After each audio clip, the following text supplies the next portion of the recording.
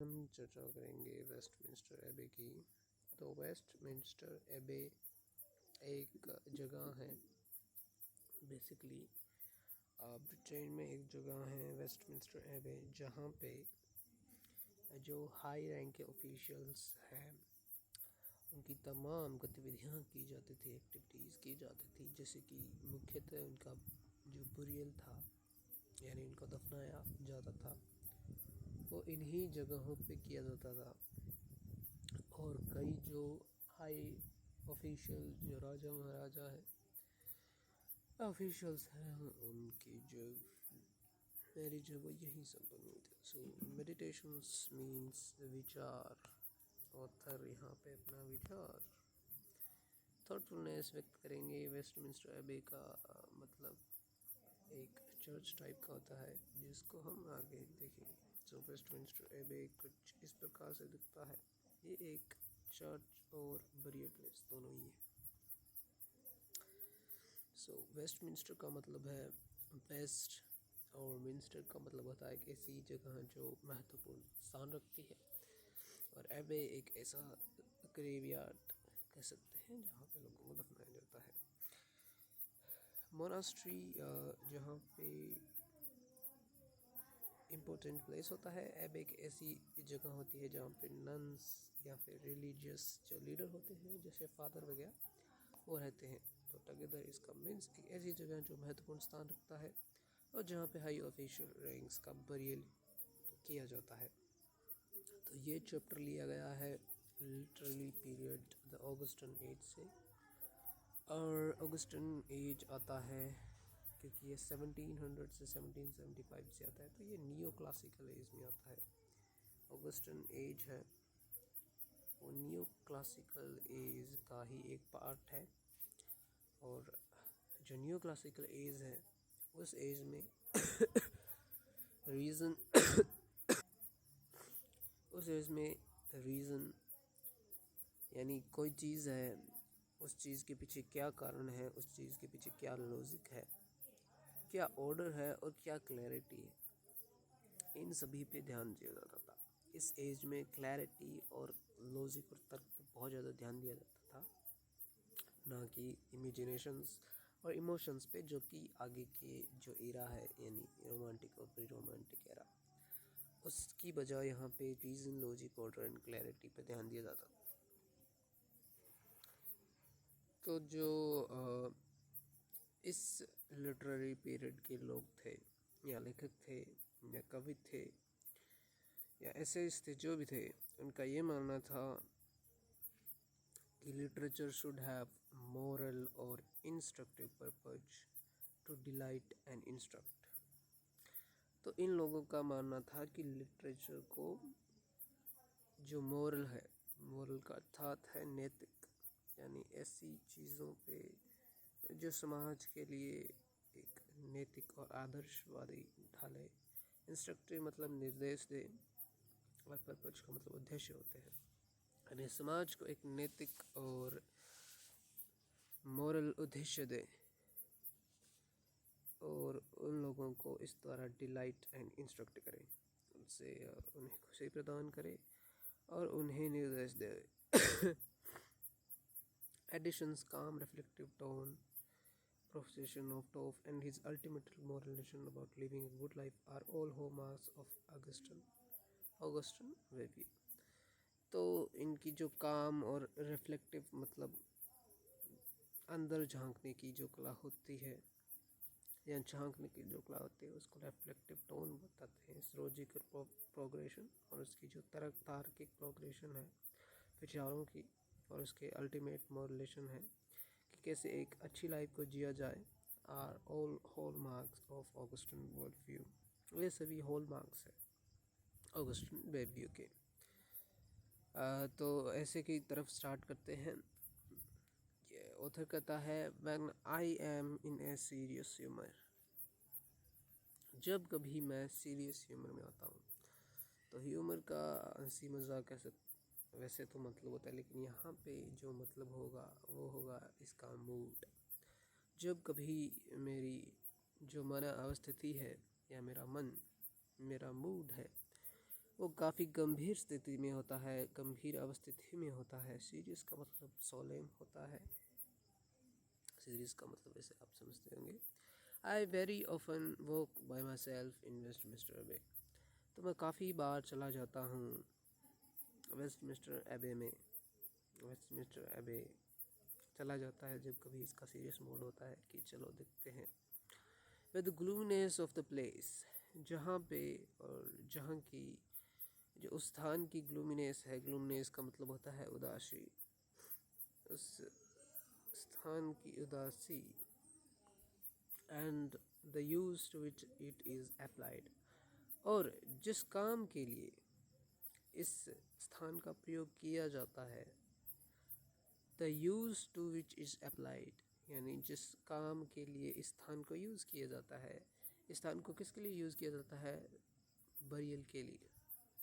Burial मतलब दफनाने के लिए इस स्थान को यूज़ किया जाता है। आर एप्ट या apt to fill the mind with a kind of melancholy, यानी मेरे दिमाग के लिए, दिमाग को मेलंकली का मतलब अगेन उदासी ही होता है। चिंतित कर देने वाली उदासी, ऐसे मतलब होता है इसका। तो जिस इस स्थान की उदासी और जिस के लिए इसका प्रयोग किया जाता है वो मेरे दिमाग के लिए पर्याप्त है, मेरे दिमाग को उदासी से भरने के लिए। तो मेलंकली का मतलब होता है जब हम किसी भी चीज़ की दशा देखते हैं। जैसे एक लेखक है, उसने अपने देश की दशा देखी, तो उससे उसके बाद उस दशा में, उस देश की दशा के लिए चिंता हुई, तो उस चिंता के लिए मेलंकली का प्रयोग किया जाता है। और रेदर थॉटफुलनेस, या फिर चिंता से नहीं तो थॉटफुलनेस से ही भर देती है। यानी अगर चिंता से ना भरे, चिंता से ना भी भरे, तो उससे विचारों से, मेडिटेशन से तो भर ही देती है। दैट इज़ नॉट डिसएग्रीएबल, और इस बात में बिल्कुल भी दो राय नहीं है। थीम क्या है? अपने माइंड के स्टेट को मोर्टलिटी, मोर्टलिटी यानी जीना मरना जो होता है हमारे संसार में, उस पे गंभीर या गहरी चिंता करना इसकी थीम है। आगे देखते हैं। When I look upon the tombs of the great, जो मैं कभी महान व्यक्तियों के टूम देखता हूँ, तो ग्रेट का यहाँ पे मतलब होगा महान। कुछ ऐसे शब्द होते हैं महान व्यक्ति जो कि विशेषण के रूप में तो कुछ और प्रतीत करते हैं, और जब उनकी नाउन की तरह प्रयोग किया जाता है तो उनके अर्थ अलग होते हैं। जैसे कि इसका मतलब एक तो ये होता है और एक ये भी होता है। उसी तरह यहाँ पे ग्रेट का मतलब महान व्यक्ति से लिया जाता है। Every emotions of envy dies in me, यानी मेरे अंदर की हर एक ईर्ष्या मर जाती है। When I read the epithets of the beautiful, जो मैं कभी उन सुंदर व्यक्तियों के जीवन चरित्र पर लिखे एपिथाप्स होते हैं, शिलालेख, टूम पे लिखे जो शिलालेख होते हैं उनको एपिथेट्स कह सकते हैं। इंस्क्रिप्शंस रिटन ऑन टूम्स, जब मैं कभी उन एपिथाप्स को पढ़ता हूँ, every inordinate desire goes out, मेरे अंदर की प्रत्येक इनऑर्डिनेट, ऑर्डिनेट का मतलब साधारण, इनऑर्डिनेट का मतलब असाधारण, मेरे अंदर की प्रत्येक असाधारण डिज़ायर, इच्छा मर जाती है, चली जाती है। When I meet with the grief of parents upon a tombstone, जब मैं एक टूमस्टोन यानी जो ग्रेवयार्ड है उसके ऊपर एक टूमस्टोन है, उसके ऊपर लिखा शिलालेख या इंस्क्रिप्शन वो पढ़ता है पेरेंट्स के दुख का, यानी पेरेंट्स के जो बच्चे हैं उनका चल बसते हैं और पेरेंट्स उस पर अपना ग्रिफ कर रहे हैं। ग्रिफ का मतलब दुख जता रहे हैं, तब मेरे दिमाग की हर असाधारण इच्छा है वो चली जाती है। My heart melts with compassion, मेरा हृदय है उस सद्भावना से या कंपैशन से भर जाता है। मेल्ट्स का मतलब होता है पिघल जाना, और हृदय का पिघल जाता है, मेरा हृदय कंपैशन से पिघल जाता है। When I see the tomb of the parents themselves, जब मैं उन पेरेंट्स की स्वयं की, यानी पहले तो पेरेंट्स ग्रीफ कर रहे थे तो उसे दुख हो रहा था, उसे इनऑर्डिनेट डिज़ायर है वो चली जा रही थी, लेकिन अभी जो है वो पेरेंट्स के भी टूम देख रहा है। यानी जो पेरेंट्स कुछ समय पहले तक ग्रीफ जता रहे थे वो पेरेंट्स की खुद अभी जा चुके हैं वो दुनिया छोड़ के, तो उनकी टूम देख रहा है। तो उसके बाद उसका हृदय है वो कंपैशन से भर जाता है। I consider the vanity of craving for those whom we must quickly follow। और ये देख के मुझे वैनिटी का मतलब है व्यर्थ होना या अस्थायी होना, वैनिटी ऑफ ग्रेविंग, यानी मैं उस ग्रेविंग को व्यर्थ ही मानता हूँ।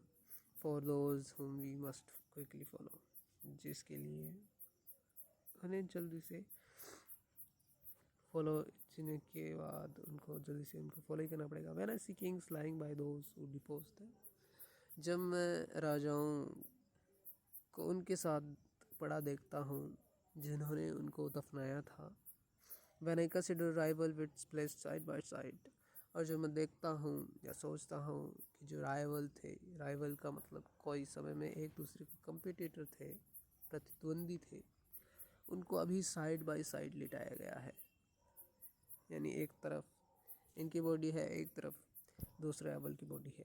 और the Holi man that divide the world with their contestants and dispute, और वो पवित्र आत्माएं, यहाँ पे सार्कास्टिक हो रहा है उधर कि वो पवित्र आत्माएं जो लोगों को अपने कॉन्टेस्ट और अपने डिस्प्यूट्स, कॉन्टेस्ट होते हैं जो कंपटीशन की जाती है, प्रतिस्पर्धाएं रखी जाती है जिनके परिणाम देकर लोगों को जिताया जाता है। और डिस्प्यूट्स का मतलब लड़ाइयाँ होता है, उनके अंदर दरारें भरी जाती है। आई रिफ्लेक्ट, मैं सोचता हूँ विद सोरो, मैं दुख के साथ सोचता हूँ, एंड अस्टोनमेंट, मैं दुख और आश्चर्य के साथ सोचता हूँ। द लिटिल कॉम्पिटिशन्स, उन छोटी सी तुच्छ कॉम्पिटिशन्स के बारे में, फैक्शंस के बारे में, एंड डिबेट्स ऑफ मैनकाइंड, उन ह्यूमन इंसानियत की तुच्छ चीज़ों के बारे में सोचता हूँ जो उन्होंने की थी। जिन चीज़ों को ऑथर में बता रहा है कि जिन चीज़ों के लिए लोग लड़ मरे थे, जिन चीज़ों के लिए लोगों को डिवाइड कर दिया गया था, जिनके लिए वो दुख जता रहे थे, अभी वो एक दूसरे के साइड बाय साइड पड़े हैं, वो वहीं पड़े हैं एक दूसरे, तो क्यों इस दुख को सहा जाए। तो ऐसी इसकी थीम होगी। वैनिटी का the quality of being worthless और फ्यूटाइल, पॉइंटलेस प्राइड, निरर्थकता, घमंड, तो दोनों ही होते हैं। थीम है इसकी death as the ultimate equaliser, यानी डेथ को एक अल्टीमेट इक्वलाइजर के बारे में देखते हैं। डेथ है वो सभी को समान नज़र से देखती है, किसी को भी बख्शती नहीं है। ऑल ह्यूमन एम्बिशंस, प्रत्येक ह्यूमन एम्बिशन का मतलब है किसी भी चीज़ के लिए इच्छा रखना। Rivalries, competitions and social hierarchies, higher का मतलब है पदानुक्रम, यानी जैसे पहले एक मंत्री होता है, उसके बाद मंत्री की प्रमोशन पे दूसरा बनता है, इसी प्रकार से लेवल बाय लेवल जो ऊपर बढ़ना होता है उसको हायरार्की बोलते हैं। And rendered meaningless in the grave, जिनके जो ग्रेव यार्ड है उनमें उनको कैसे दिखाया गया है, कैसे चित्रित किया गया है, मीनिंगलेस, यानी बिल्कुल उनका कोई मतलब नहीं बनता, बिल्कुल निरर्थक है। डिवाइस यूज़ किया गया है, Addison uses parallelism, repeating the when I structure and juxtaposition, placing opposites like kings and their depositions together to build his argument. तो दो लिटरली डिवाइस का यूज़ किया गया है। पहला है पैरालिज्म, यहाँ पे रिपीट किया जा रहा है व्हेन आई, जैसे आप देखो एक यहाँ पे when I look upon the tombs of the great every emotion rise in me. उसके बाद यहाँ पे दोबारा किया गया है when I read the epitaphs of the beautiful. यहाँ पे तीसरी बार यूज़ किया गया है when I meet with the grief of parents my heart. तो इस तरह के जो डिवाइस यूज़ किए जाते हैं, जो बहुत सारी चीज़ों को आप कंपेयर करते हैं, तो इसको बोलते हैं पैरालिज्म। और उसके बाद जस्टापोजिशन ये इम्पोर्टेंट रहेगा बिकॉज दूसरी बार भी आने वाला है। इसका मतलब है कि जब राइवल यानी दो विपरीत चीज़ों को एक साथ रख देना, जैसे यहाँ पे किंग और किंग को दफनाने वाले को या किंग के शत्रुओं को मान लीजिए, किंग और उनको दफनाने वाले को एक साथ रखा गया है, तो ये विरोधाभासी चीज़ों को एक साथ रखा गया है, तो इसलिए जस्टापोजिशन यहाँ पे होने वाला है। उसके बाद नेक्स्ट है when I read the several dates of the tombs. जब मैं कभी जो टूम पे लिखी कई सारी डेट्स हैं, तारीखें हैं, उनको पढ़ता हूँ, of some that died yesterday, कुछ लोगों की जो कल मर गए थे और कुछ जो 600 साल पहले मर गए थे। I consider that great day when we shall all of us become contemporaries and make our appearance together. तो मैं उस दिन के बारे में सोचता हूँ जब हम सभी एक होंगे, समकालीन होंगे, एक ही समय में जी रहे होंगे। कंटेम्पररीज मतलब समान कालीन, एक ही समय में जी रहे व्यक्ति।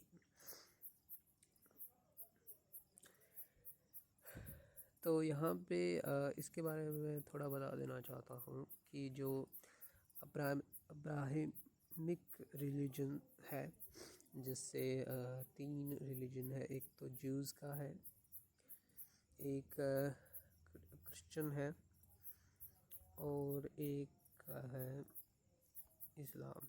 ये 3 रिलीजन है, इनमें मान्यता है कि एक ग्रेट डे आएगा जिसको क्या बोला जाता है, उनकी ऐसी मान्यता रही है कि एक दिन ऐसा आएगा जब सारे जो बड़े मुर्दे हैं वो ज़िंदा हो जाएंगे और जो है फिर से उनका जन्म होगा या कुछ ऐसा कुछ है। तो उसी की उत्तर बात करें कि एक दिन हम सभी ज़िंदा हो जाएंगे और समकालीन होंगे। उसके बाद पैराग्राफ 3 का एनालिसिस करते हैं। एक कंटेम्प्रेरीज का मैंने मतलब दिया है समकालीन। थीम है the ट्रांसडेंस of time in the face of eternity, यानी अब समय के बारे में बात हो रही है कि समय के बीतने के साथ, व्यतीत होने के साथ कुछ भी नहीं बचता है। उसके बाद upon my going into church, मेरे चर्च में जाने के बाद I entertain myself with the digging of a grave, मैंने अपने आप की बोरियत को दूर किया by digging up a grave, एक कब्र खोदने के साथ। तो ये भाई साहब बोर हो रहा था, तो इसने अपने आप को व्यस्त किया, काम में लगाया। एंटरटेन का वैसे तो मतलब होता है मनोरंजन करना, लेकिन यहाँ पे हुआ व्यस्त किया। And so in every shovel full of it that was thrown up, and मैंने देखा एवरी जो शॉवल फुल थी, शॉवल होता है जो मिट्टी ना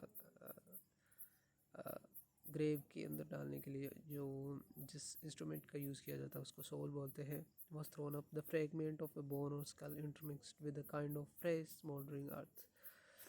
जो फ्रेगमेंट है टुकड़े, पीसेस, इसका मतलब होता है पीसेस। जो फ्रेगमेंट थे, टुकड़े थे ऑफ बोन और स्कल, हड्डियों के, और स्कल होती है खोपड़ियों के, इंटरमिक्स्ड विद काइंड ऑफ फ्रेश मोल्डरिंग अर्थ। वो इंटरमिक्स्ड का मतलब होता है घुल चुके थे, मोल्डरिंग, फ्रेश मोल्डरिंग मतलब ज़मीन को जब हम खोदते हैं तो फिर नई ज़मीन निकलती है तो उसको मोल्डरिंग अर्थ। वो फ्रेश मिट्टी से इंटरमिक्स्ड हो गए थे, दैट सम टाइम और other had a place in the composition of a human body, जो कि कुछ समय में या किसी और समय में ह्यूमन बॉडी के, इंसानी शरीर के कंपोजिशन थे, इंसानी शरीर में जिंदा थे, उस इंसानी बॉडी की संरचना थे जो किसी समय इंसानी बॉडी की संरचना हुआ करते थे, वो आज मिट्टी की नई मोल्डरिंग अर्थ से आज इंटरमिक्स्ड है। In this promiscuous heap of matter, यानी इस, तो यहाँ पे ऑथर ने एक बहुत ही खतरनाक वर्ड का यूज़ किया गया है कि आप देखो कहाँ पे, in this promiscuous heap of matter। Heap का आपको मतलब होगा ढेर, ढेर होता है हीप का मतलब, मैटर का मतलब पदार्थ होता है, पता ही है। और प्रमिस्कस एक बहुत ही पुराना शब्द है, इसका मतलब होता है कई चीज़ों को दर बाय दर या इस तरह मिला देना कि उनके बीच जो अंतर है वो हम स्पष्ट ना कर सके। जैसे आप कह सकते हैं जब पानी में हम नमक या चीनी मिला देते हैं तो वो एक प्रोमिस्कस बन जाता है। उसी तरह यहाँ पे जो हीप ऑफ मैटर है, यानी इंसानी जो हड्डियों के टुकड़े हैं, वो इस तरह दर बाय दर या ऊपर नीचे इंटरमिक्स हो चुके हैं कि उनके बीच में अब फ़र्क करना नामुमकिन है। Which could not be distinguished from the earth, जिनको अब जो धरती है या मिट्टी है उनको डिस्टिंग्विश, यानी उनमें अंतर नहीं किया जा सकता, उनमें भेद अब नहीं बताया जा सकता। I could not but reflect with a secret kind of horror. अब मैं और कुछ नहीं कर सकता सिवाय रिफ्लेक्ट का मतलब सोचने के, with kind secret kind of horror, एक अजीब से हॉरर।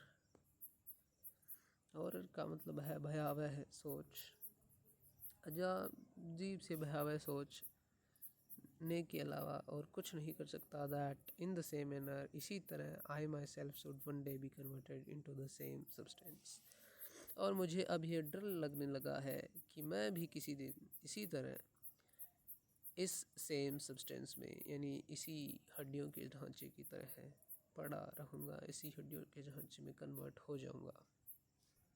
पैराग्राफ 4 का एनालिसिस करते हैं। डिवाइस यूज़ किया गया है memento mori, Latin for remember you must die. This is a classic example of memento mori, Latin for remember you must die. तो जो डिवाइस यूज़ किया गया है वो उसका नाम है मेमेंटो मोरी, यानी एक दिन आपको ज़रूर मरना पड़ेगा। तो यहाँ पे इस पूरे का जो पैराग्राफ का मतलब था वो यही था कि सब माया है, एक दिन आपको जाना ही पड़ेगा। तो इसी चीज़ को यहाँ पे लैटिन में बोला जाता है या लिटरेचर में बोला जाता है मेमेंटो मोरी। आगे के पैराग्राफ में चलते हैं। But upon a further survey of this gloomy mention, लेकिन इस मैंशन वैसे तो एक बड़ा जो घर टाइप का होता है उसको बोला जाता है, लेकिन चलो ऑथर ने यूज़ किया है। But upon a further, further का मतलब है आगे के सर्वे, सर्वे इसने किया है, आप देख ही रहे हो सर्वे करता जा रहा है, जैसे जैसे आगे बढ़ रहा है अपनी अजीब सी बातें या निरीक्षण किया जा रहा है। But upon a further survey of this gloomy mention, लेकिन इस उदासीन, ग्लूमी का मतलब है उदासीन, वीरान, इस वीरान जगह को जब मैंने और ज़्यादा इसका निरीक्षण किया, इसका और ज़्यादा सर्वे किया, I was resolve to guard myself against such useless and mortifying reflections. और मैंने मेरा जो रिजॉल्व है, इसका मतलब होता है जब हल कर लेना, तो मैंने अपने आप के जो इस प्रकार की व्यर्थ की चीज़ों, यूज़लेस और मॉडिफाइंग, व्यर्थ की जो रिफ्लेक्शंस हैं, व्यर्थ के जो मेरी सोच है, उनके प्रति मैंने अपने आप को गार्ड करना सुनिश्चित कर लिया। And to be sorrowful for nothing, और इस प्रकार की व्यर्थ भरी बातों के लिए सोरोफुल यानी दुख व्यतीत करने, ना के बराबर जो चीज़ है, जो चीज़ है ही नहीं, उसके लिए क्या दुख करना। But what I have reason to be so for, और मैं यहाँ तक या इस चीज़ के लिए अभी तक क्यों हूँ। And to consider the miseries of my fellow creatures, और मेरे जो फेलो क्रीचर्स है यानी इंसान है, इंसान की मिजरीज का मतलब होता है और मेरे जो फेलो क्रीचर है, इंसान है, उनकी दयनीय स्थिति, मिजरीज होती है ऐसी चीज़ें जिससे दयनीय स्थिति पैदा होती हो, एज मैटर्स ऑफ ह्यूमैनिटी, और इंसान जो बातें हैं, and not of weakness. For as I am, मैं चूँकि मैं एक मैन हूँ, इंसान हूँ, I am not to think of what I am to be, मुझे ये नहीं सोचना चाहिए कि मैं क्या होना चाहूँगा या क्या होता था, but of what I am, लेकिन मैं क्या हूँ, and am not to be so much terrified the thought of death, और मुझे डेथ के बारे में इतना ज़्यादा भय नहीं लगना चाहिए, इतना ज़्यादा डरावना नहीं होना चाहिए। As to be kept up with full of enjoyment, और मुझे अपनी लाइफ को फुल इन्जॉयमेंट से जीना चाहिए।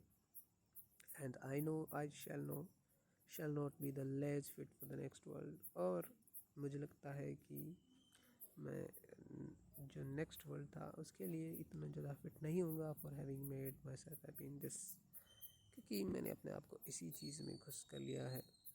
मॉडिफाइंग का मतलब होता है अपमानजनक, लज्जित करने वाला, जहाँ पे यूज़ किया गया था यूज़लेस और मॉडिफाइंग यानी अपमानजनक और व्यर्थ भरी बातों के लिए। बातों में क्यों अपने आप को जाना। थीम है the resolution to live fully in the present, की जो मेरा दृढ़ता है इस चीज़ में, मेरा रेजोल्यूशन है, संकल्प है कि मैं अपनी लाइफ का इसी क्षण को जीऊँगा। After meditating on that Addison concludes that, इस पे डेथ पे मेडिटेट करने वाला एडिशन ये कंक्लूजन निकालते हैं, ये परिणाम निकालते हैं कि जो प्रॉपर रिस्पॉन्स है इसके प्रति वो फियर नहीं है, but A commitment of enjoying life, बल्कि अपनी लाइफ को कमिटमेंट करके इंजॉय तरीके से जियो, और प्रैक्टिसिंग एम्पैथी, और लोगों के प्रति दया भाव रखो। क्रिटिकल एनालिसिस कर लेते हैं, इसको कंप्लीट हमने कर लिया है। तो क्रिटिकल एनालिसिस काफ़ी बार प्रश्न में आता है, तो देख लेते हैं। Joseph Editions Meditations is a masterful example of Augustine prose, embodying the era's ideals of reason, moral instructions, and stylistic clarity. जो जोसेफ मेडिटेशन वेस्ट मेडिटेशन एक मास्टरफुल यानी एक कह सकते हैं मालिक की तरह है ऑगस्टिन प्रोज की, जिसमें उन्होंने जो रीज़न है, मोरल इंस्ट्रक्शन है और स्टाइलिस्टिक क्लैरिटी है, उन सभी का एक बहुत ही अभूतपूर्व परिचय दिया है। Published in the Spectator in 1712, the essay transcends mere description, transforming a physical location into a profound philosophical space। जो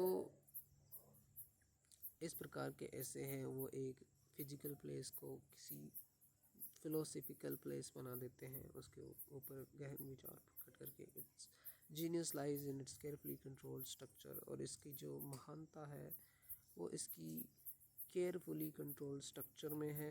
ए journey from external observation to internal resolution, एक ऐसी जर्नी जिसमें चीज़ों को देख लिया जाता है लेकिन उसके बाद हमारे मन के लिए संकल्प किया जाता है। मिररिंग टू द एनलाइटमेंट का मतलब है अपने आप को ऊपर करना।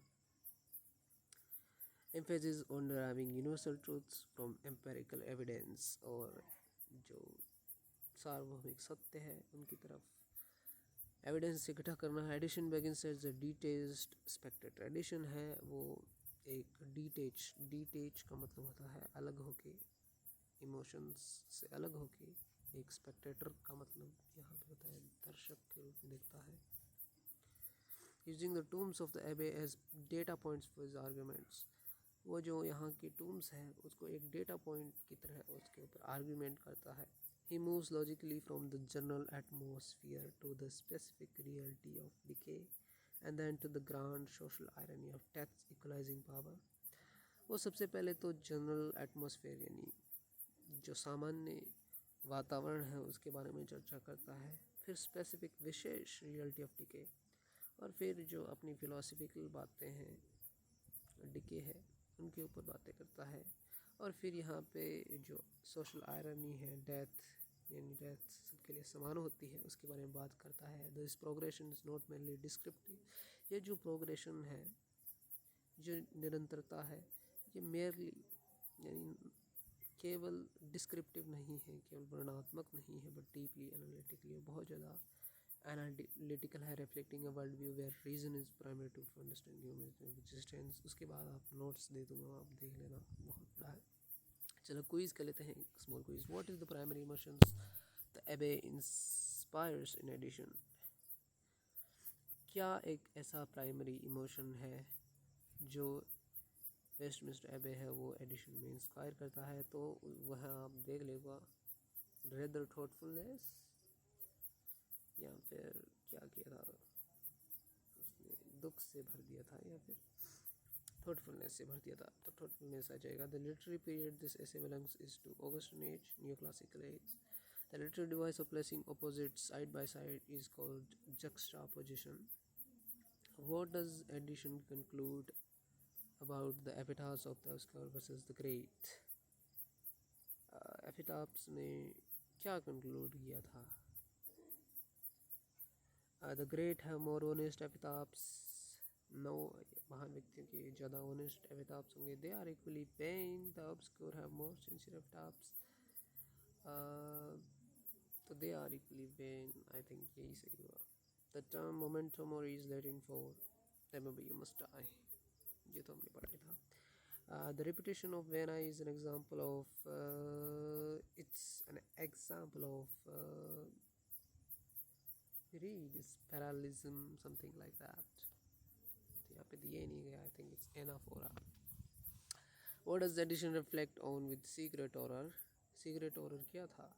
That he will also turn to dust, यही होगा कि वो एक दिन खुद मिट्टी में मिल जाएगा। The essay was published in which magazine? तो ये तो सबसे इम्पोर्टेंट है, the Spectator. What emotion dies in addition when he sees the tombs of the great? जो महान व्यक्तियों के जो देखता है तो उसमें इनवाइडाइज हो जाता है। The great day edition refers to is an allusion to the day of judgment। day of judgment बोला जाता है, जो अंत समय में सभी मुद्दे जा जाएंगे, उसको day of judgment बोला जाता है। What is the ultimate relation of the essay? उस essay का अल्टीमेट रिलेशन क्या है? To focus on the full enjoyment of life, यही होगा। The Augustan age valued reason and clarity, reason, clarity, logic. The term minster in refers to a monastery, monastery का मतलब चर्च। The essay reflects on the of human competitions and debates, क्या? The essay reflects on the of human competitors and vanity। Actually यहाँ पे होगा vanity, vanity व्यर्थता नहीं रख सकता, vanity हो जाएगा। Addition considers a future day when all people will be, क्या होंगे? एक दिन सभी समकालीन होंगे, contemporaries। The old meaning of word promiscuous is indiscriminately intermixed,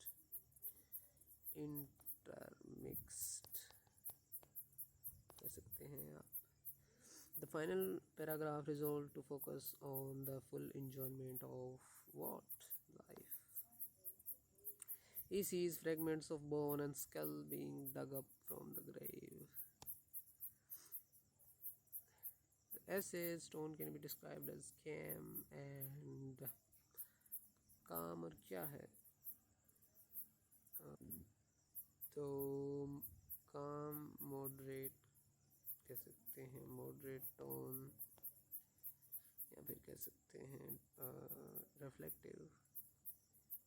editions heart melts with, किसके साथ मेल्ट हो जाता है? When he reads epitaphs about grieving parents, तो उसका हृदय किससे मेल्ट हो जाता है? पेन के साथ मेल्ट हो जाता है। आई डोंट, ग्रीफ, ग्रूमीनेस, सही कुछ था। The essay's purpose is ultimately memento mori, no, it's to enjoy the life at fullest, meaning it aims to teach a moral lesson. He reflects on rival being placed side by side in death, rival kings. He considered the miseries of his fellow creatures as matters of vanity.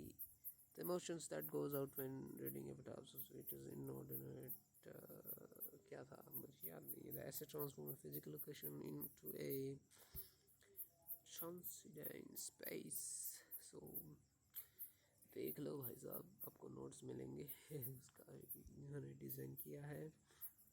Okay, we have completed successfully this lessons. I hope you find it